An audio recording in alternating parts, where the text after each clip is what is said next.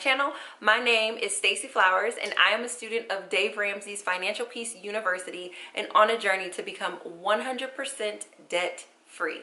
My starting debt is $208,453.27. I am currently on baby step number 1 to save $500. My current income is that I work part-time, earning anywhere between $1,000 and $1,200 a month. In this video, I am actually going to do a debt-free tag that I saw put up by Gazelle Intense. The tag is called Debt-Free Future Tag, and it asks a couple of questions about what you are going to look like or hoping for in the future. So if you are interested in that video, please keep watching.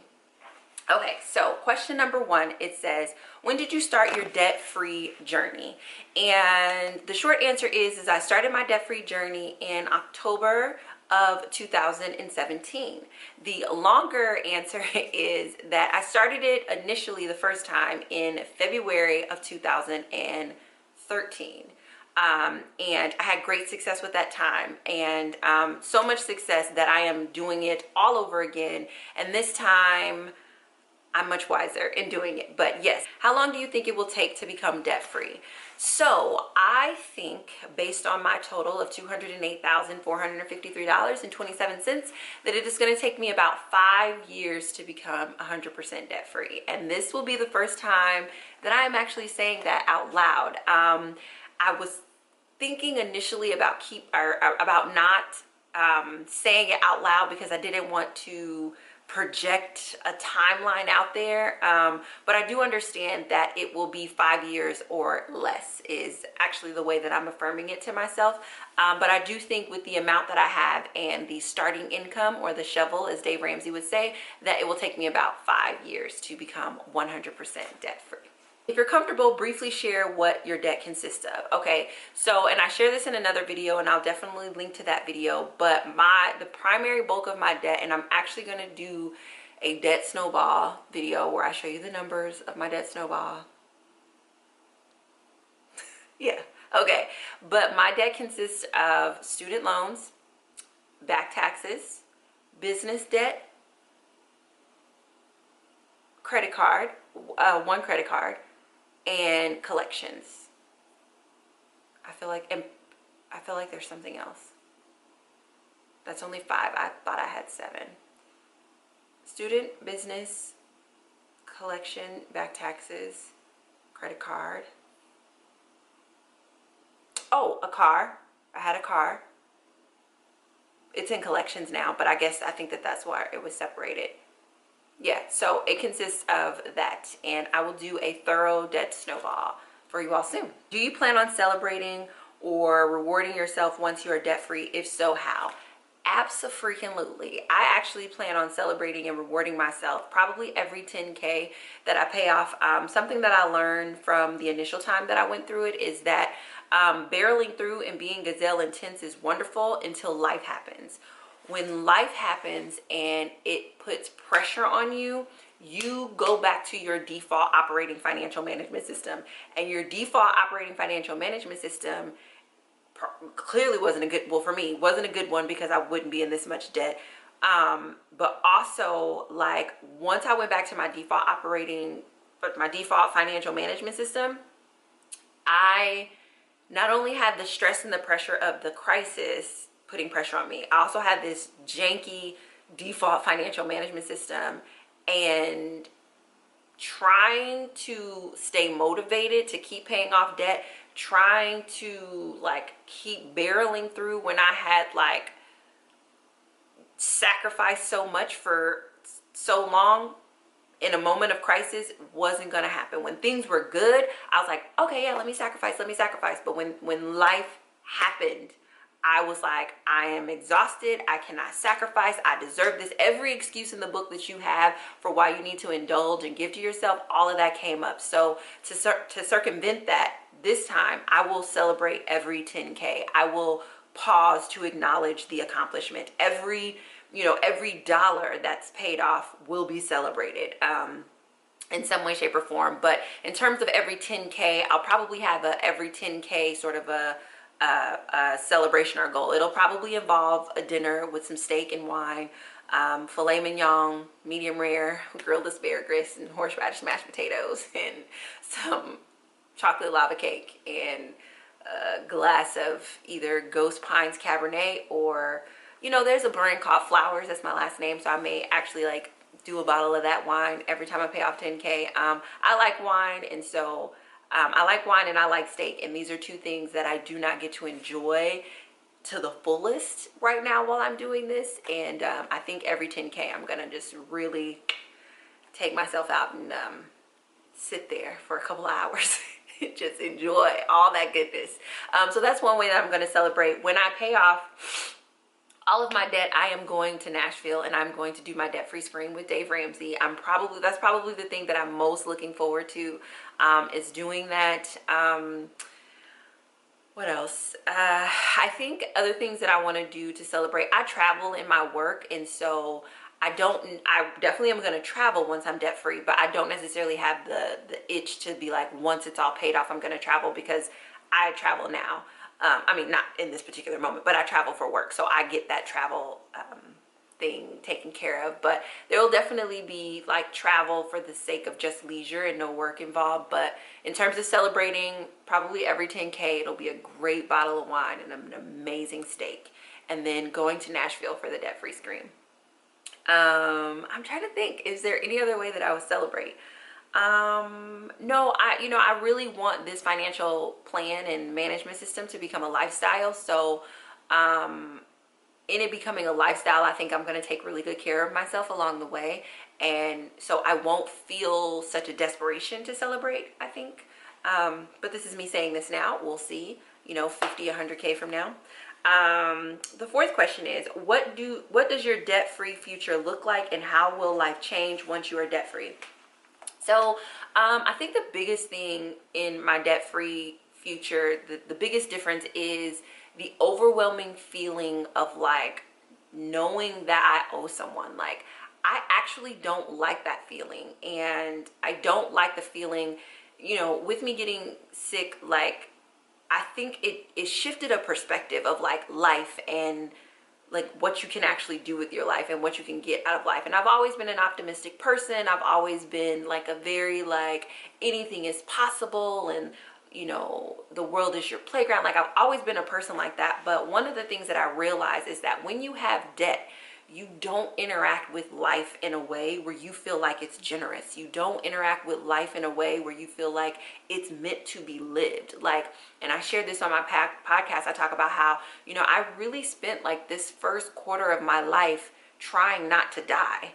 Like, like and even now with the debt, like I'm trying not to die so that I can pay it off. And I believe that like when I'm debt free, and even as I'm on this journey, I am going to live my life. I'm going to shift my life in such a way where instead of me trying not to die, I'm just going to live graciously. Like, I'm going to live fully. Like, I'm going to live more exuberantly, more vibrantly. And I think that unconsciously and literally, financially and emotionally, you don't live well when you owe hundreds of thousands of dollars, whether it's in a mortgage or it's in the compilation of the debt that I have. You don't live well. And it's funny because I was talking to my best friend on the phone, and we were talking about people's different salaries and different things like that, and we were talking about, I bet this person makes 100K, or I bet this person makes 200K, or whatever. We were talking about the numbers, and I'm like, that's fine and dandy that you can earn 100K, but what does their refrigerator look like? Like, what's the quality of their food? And is the quality of their food horrible? And especially, obviously, I know people watch me internationally, but here in America, like, we have access to amazing quality of food. But you can be somebody who is earning 6 figures a year, but you still eat as if you are like making nothing. You still literally put bad food / poison into your body every day by eating low quality products. And that's insane to me. But I think that a debt culture and a debt mindset sort of produces that, because when you always owe someone, you can't indulge, and I use that term loosely, you can't indulge in food, like healthy food. Like, that's a problem. Like, that's a problem. So I think the biggest thing is that burden and that weight of like, because I owe, I'm not taking the best care of myself. I'm not living my best life. I'm trying not to die. Like that shift into, no, I'm living generously. I'm living graciously. I'm living beautifully. I'm living fully. I'm living authentically. I believe that you will see much more of that reflected in my life and the freedoms that are associated with that. Because once you don't owe, you have more freedom to create for the purposes of creating something beautiful, as opposed to creating for the purposes of earning so that you can pay back everything that you owe. Like it's just your whole energy, your whole mindset shifts when you don't owe someone. Like imagine waking up tomorrow and you don't owe anyone anything. You at a cellular level would become a completely different person. So I think that that's going to be the biggest drastic change. I'm pretty open, I'm pretty vibrant, I'm pretty much flowing in my life and in my purpose, but I think that you will see an uptick in my expression and my living wholly and fully and healthy, because not owing anyone will afford me the opportunity to be able to do that. And I also think the big thing is too, is that I will have the emotional space in my heart and the mental space in my mind to help more people live more fully. Because some of the reasons why like I hold back on like coaching or like mentoring and stuff like that is because I don't have the mental or emotional capacity to show up for people, because I owe too much and I need to go make some money so that I can pay that back. But if I didn't owe so much, I would be way more open to mentorship, way more open to coaching, way more open to serving people at an even deeper level than I already do. So I think that that will be the biggest shift, or that'll be the biggest way that things look different. It says, how will your life change once you are debt free? I mean, I think the biggest difference that, and my friends will probably be able to see this a little better than like some of you all who don't know me, but like the biggest difference you'll see is in the quality of the things that I consume, whether I'm eating it, wearing it, sitting on it, whatever. The quality of the things that I consume. I've always been a person who's preferred quality over non-quality things, but now once you understand that quality actually changes the experience that you have, like it's so much easier to just say, you know what, I'm going to pay for the quality. And like the best example I can give for this and is that like when you see people skiing, I was always fascinated by this. I've never gone skiing, but when you see women skiing specifically, it looks like they have on leggings and like a little coat. And in my mind, I'm like, it's freezing cold. How do you not have on a big puffy coat and some like big puffy pants? How do you not have on all these puffy things that you need? And the reason why they don't need to wear puffy wear, like puffy outerwear, is because the thin wear that is designed to make them look good while they're skiing has built-in thermal things that allow you to stay warm and look good. And if you think about it, when you're wearing something of lower quality, you may be warm, but you may not look good, because that's what quality gives you. Quality gives you the ability to look good and function the way that you want to function. And I think one of the biggest changes that you will see is that quality. Like I will not only look good, but I will function better because of the quality of the materials that I'm consuming in my life will go up. And it's not to say everything has that level, but many things have that. Like, do you want to be skiing down the slopes in a big poofy outfit, or do you want to be skiing down the slopes in a super cute outfit that's actually keeping you warm through thermal technology, you know? And then last but certainly not least, what lessons will you pass along to your children regarding money and debt? And I will tell every single one of my children that money cannot buy you happiness, but neither can debt. I think in America, we have confused ourselves because we all will say money can't buy happiness. Money can't buy happiness. But we think that debt will buy us happiness. Whether we are investing in our education, we are investing in a home, we are investing in a wedding, we are investing in our children's education, we are investing in a wardrobe, we are investing in a trip. If you don't believe that money can buy you happiness, why do you believe that debt can buy you happiness? That is the number one lesson. Money cannot buy you happiness, and neither can debt. And then second to that, I will teach my children that debt is dumb. It is not leverage. It is not leverage. It is not leverage. It is not leverage. It is dumb. It is something that will keep you bound to something, perhaps when your season has already been complete.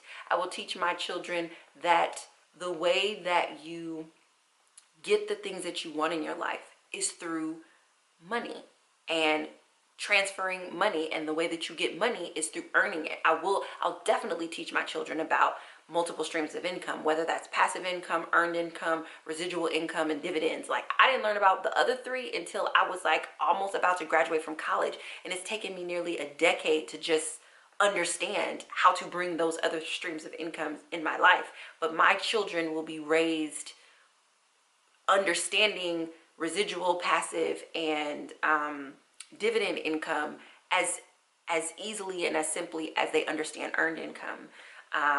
I will raise my children to believe, to not wait for or believe in a tax refund, to manage their money well enough to where they don't have to wait until the government is providing them with change for the amount that they paid into the year.